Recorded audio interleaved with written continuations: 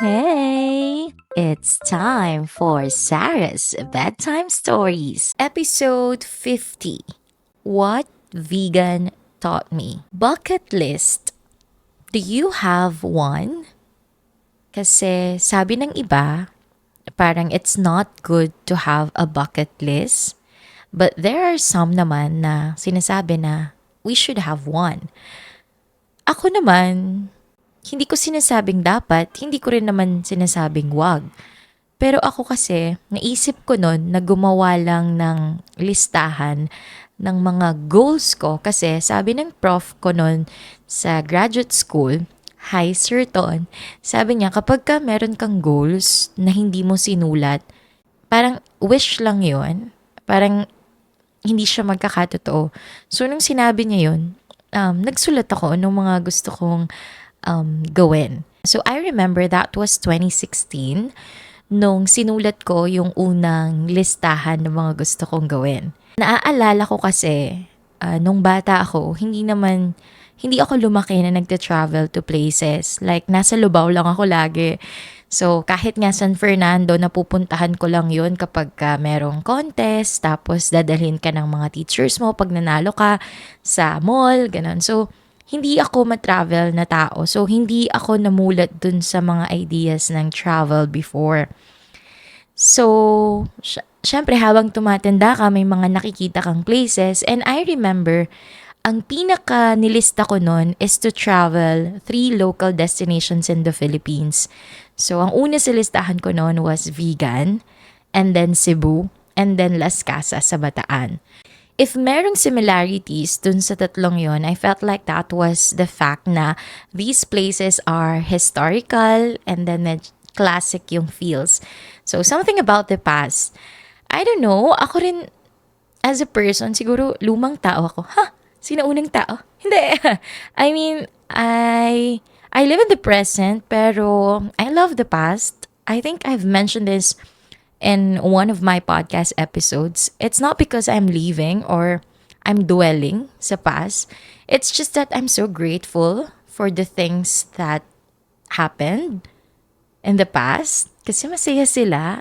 And yung past ko, pag binabalikan ko siya, I felt like maraming mga magagandang memories din. So, yun, feeling ko ganun yung nakikita ko rin sa mga places na to, na marami silang stories and all. Tapos wala lang. Parang kahit simpleng nakikita ko lang, I just love seeing these places. So, nilista ko yun without thinking kung paano ako makakapunta doon kasi that time in my early 20s, wala namang budget to travel. So, lahat ng mga kaibigan ko noon kami, parang focus kami sa paghahanap ng trabaho, pagbibuild ng career namin. Yung iba nagbo-board exam pa. So, I just wrote those things without thinking kung paano sila mangyayari. Vegan. I always wanted to see and visit this place pero I admit na hindi ako nadalian or nahirapan ako to see this place because una, yung mga kaibigan ko galing na dito. Tapos sabi nila malayo, matagal yung biyahe, pagod sa pagda-drive, ayaw na nilang ulitin kasi masakit daw yung nakaupo ka all throughout the travel, which I understand. So, given the fact na malayo nga siya, wala akong kasama, tas hindi ko rin siya alam i-commute. So, what I did is just wait. 2017, 2018, 2019, pandemic. And alam naman nating lahat na nung pandemic, 'di ba, parang yun yung isa sa mga hindi natin nagawa, ang mag-travel. Kaya sabi ko nun sa sarili ko, pag natapos talaga tong pandemic na to, kailangan ko nang mapuntahan tong lugar na to. Alam nyo ba na umabot sa point na nagpo-post rin ako sa Facebook, something na, or sa mga social media platforms like Facebook, Twitter, Instagram, talagang nagpaparinig na ako, naghahanap na talaga ako ng kasama. Kahit nga parang yung mga group sila, tas gusto ko nang sumama kasi nga, yun yung easiest for me that time na parang for me, that was the easiest way for me to go to vegan. Tapos may mga kaibigan na rin ako na nagsuggest na ba't hindi na lang daw ako mag-joiners, ganyan. Pero I don't know, feeling ko hindi pa ako pang joiners that time. So, nag-wait pa rin ako. Alam niyo, ngayon ko lang na-realize habang nagre-record ako na hindi kasi ako mapasensyang tao pag may time. Pero dahil hindi ko to kontrolado, so nag-wait ako. So, there are things that are worth the wait talaga. Tas isa pang story, kasi nga, gustong-gusto ko talagang mag-vegan. So, sinet ko sa sarili ko ng 2024, gagawa ako ng paraan para makarating ako ng vegan. To the point na tinanong ko pa yung mga kaibigan ko na nagpapa-rent ng van kung magkano. Hi, Bot! Hi, Louie! Parang sabi ko, ilan ba ang kailangan? Sabi niya, 10. Kasi kung ako lang daw mag-isa, rerentahan ko yung buong van. Parang mag-shake daw ako sa loob ng van, which is parang sabi ko, ay, oo nga. So, nung time na yon, sabi ko, hanap daw ako ng 10. Sabi ko, sino naman ang 10 yung hahanapin ko? Kahit isama ng mga kaibigan ko yung boyfriend nila, hindi kami aabot ng 10 kasi yung mga closest friends ko talaga is konti lang. Hindi ko naman naisip na pagsamasamahin ko lahat ng mga friends ko tapos punta kami ng vegan. So, hindi rin siya natuloy. And then, 2024 nga, parang narinig ng universe, narinig ni Lord ang kagustuhan ko na makapunta ng vegan. So, vegan 2024, cutie! Pero alam niyo ba, dahil ayoko sigurong mag-expect, umabot sa point na hanggat hindi ko nakikita yung R ko ng Ilocos Sur, hindi ko inisip na makakapunta na ako ng vegan. And that feeling na na-feel ko nung nakita ko yung vegan, that is one of my new favorite emotions. Yung, hindi ko alam kung excitement, worth the wait, or hanggang ngayon nga, it's already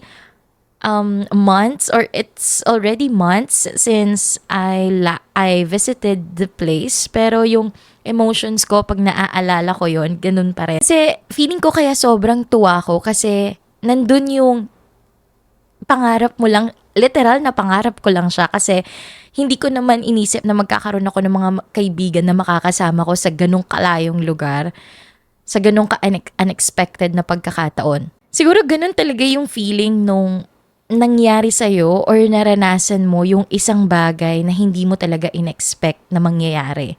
In the good side yun ah. Tapos yung feeling na inimagine mo lang siya dati, tapos ngayon totoo na siya. So yun nga, like what I've said earlier, vegan has taught me that there are things that are worth the wait. Pero isa rin sa mga na-realize ko, totoo yung sinasabi ng mga kaibigan ko na malayo yung lugar. Kasi 7 to 8 hours yung biyahe namin. Alam nyo rin pala, backstory din na naisip ko na rin na mag-book na lang ng flight to vegan. Pero hindi siya ganun kadali. Like dito sa Clark Airport, wala akong nakita. Tapos sa NAIA naman, parang limited lang yung flights. Tapos hindi pa parang na-try ko noon mag-book pero walang available na date dun sa mismong gusto ko na araw. So sabi ko parang nawalan din ako ng hope ng slight doon kasi parang wala. And yun nga, dahil malayo yung biyahe papuntang vegan, yun yung worry ko rin na kailangan yung mga kasama ko, hindi sila masyadong mainipin sa biyahe or yung okay lang sa kanila yung ganun kalayo kasi kahit mukha akong hindi nag-worry ako pag nafe-feel ko na nabobore sila or nasistress sila. Parang ako rin nasistress kasi feeling ko parang pabigat ako doon kasi wala naman akong ambag, hindi rin ako nagde-drive, hindi rin ako marunong sa maps, yung mga ganong bagay. Kasi, backstory din, I had an experience before sa isang friend ko. Dito lang kami sa Clark Tapos ako yung humahawak ng maps. Dito lang kami sa Clark na mali pa ako ng instructions. So talagang nakita ko na bad trip siya that time. Tapos nasundan pa yon sa mga ibang kaibigan ko. So talagang naliligaw ko sila. Kaya nandun yung worry ko rin na baka mabad trip ko sila lalo na malayo, pagod. Tapos, hindi pa ako maaasahan sa maps. Ganun. Basta pag ako yung passenger princess, siguro hanggang pagkain, tsaka kwento na lang yung ambag ko. Tsaka music. Pero sa direction, hindi masyado. Pero, ayun nga, I do appreciate my friends kasi kahit na hindi ako marunong sa direksyon, kahit na hindi ako marunong mag-drive, alam mo ba, na-realize ko rin na ang hirap ko rin palang maging pasahero kasi pag nagkukwento ako, like super gestures akong ganyan. Tapos nahihirapan pala silang makita yung side mirror. Pero yung mga kaibigan ko, hindi nila sinasabi yon. Kaya lalo ko silang na-appreciate. So, hindi ko man kayo masuklian sa pagbibigay sa inyo ng tamang direksyon, pinagpipray ko na lang na sana Lord, i-bless niyo pa po sila. And because of that, I realized na just like in our lives, it's a long travel, parang mahabang journey. So it's important to choose the people that you are going to be with, whether it's a travel trip or it's life itself. Kasi sa experience ko going to vegan, even if it's 7 to 8 hours, hindi ko na feel na nakakainip. Kahit nga yung nangawit ako sa pagkakaupo, feeling ko hindi rin. Or magaling yung mga nagda-drive. But I felt that journey was really a relaxing one for me. Promise. And as I am writing this, nung sinusulat ko to, na-realize ko na maybe yun talaga ang rason ng mga kaibigan natin sa buhay. They make life easier for us. Ay, iiyak ako. Naisip ko lang, oh my God! Hindi, naisip ko lang na pag talaga yung mga bagay na magaganda for me, nagiging madali siya because of my friends. Ang dami kong mga items sa bucket list na tinupad ng mga kaibigan ko. Tapos naging madali yun. Parang ang ginawa ko na lang is to be there. Oh my gosh, iyak na wala. So emotional of me. Doon ko rin na-realize na kaya siguro yung 7 to 8 hours na travel time, hindi ko rin siya masyadong naisip. I mean, naisip ko siya pero hindi siya ganun ka big deal kasi may tawanan, may kwentuhan, may asaran. Parang sa life, I felt like it's already 20 plus years pero parang feeling ko lahat ng mga nangyari is hindi naman nakakainip. It's because of the memories that I am creating with my friends, the people that I love. Parang naisip ko rin na everything on that road trip, nag-contribute sila kung bakit naging relaxing yun. Even the quiet moments, actually. Kasi parang in life, it's not always the laughters, your friends. Meron pa rin mga moments na it's just a quiet time. But pag pinagsama-sama mo sila, it makes the trip wonderful. When we were finally in vegan, it's a reminder for me of what has been. I feel like kahit saan ka tumingin, there is a story waiting to be told. Na parang kapag inumpisahan mong pag-usapan, or kung meron kang isang tanong na tatanungin, parang hindi siya matatapos. Parang it's a never-ending conversation. Bukod doon, I felt what life's simplicity is. Like, I did enjoy the long walks, the sun rays, and the quiet neighborhoods. Kasi talagang simple. That's what I say. Parang, that's what I like then in life to be simple and to be classic. I love it how we were able to see the places that we wanted to see just by walking. Kasi nandun silang lahat. Alam nyo, ayoko talagang naglalakad as a person. Kasi mainit. Pero doon talagang na-enjoy ko yung paglalakad. Kasi siguro parang pakiramdam ko habang naglalakad ako, nagta-travel back in time ako. Tapos nandun yung feeling na habang nilalakad ko yung Calle Crisologo, naisip ko na, nakikita ko lang to dati sa mga pictures ng mga kaibigan ko pag nagta-travel sila.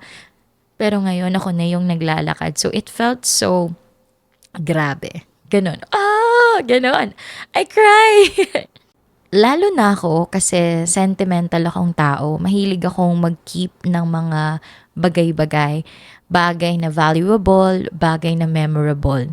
And that's what I saw in vegan. A part of me. Kaya siguro gusto ko siya. Because I saw myself dun sa place na yon. I feel like relate ako sa kanya. Ako lang ba to? Or medyo OA ako? Let me know, guys. But other than these things, what I realized most with our vegan trip is that kahit gaano pa kaluma ang isang bagay, there will always be something new to it. I mean, vegan was an old dream of mine, but it felt so new because of the people that I am with. Even the places that we visited in vegan, marami ng mga kwento yung shinare doon, kung paano sila nag-start, ano yung mga experiences nila doon. And then I realized na kahit pare-parehas kami ng pinuntahan, iba pa rin yung experience ko, yung experience namin because of the people that I am with. Even yung mga kasama ko, they've been to vegan. Ako, it's my first time. But I felt like kahit sila, meron silang bagong na-experience dun sa lugar na yon because we traveled nag-travel sila with different people this time. So there's always something new to it. Another story is that akala ko dati mapupuntahan ko yung vegan with my longtime friends. Kasi yung mga yun talagang tanggap na nila ako, alam na nila yung mga kahinaan ko at mga kapraningan ko in life. So, akala ko sila yung mga makakasama ko.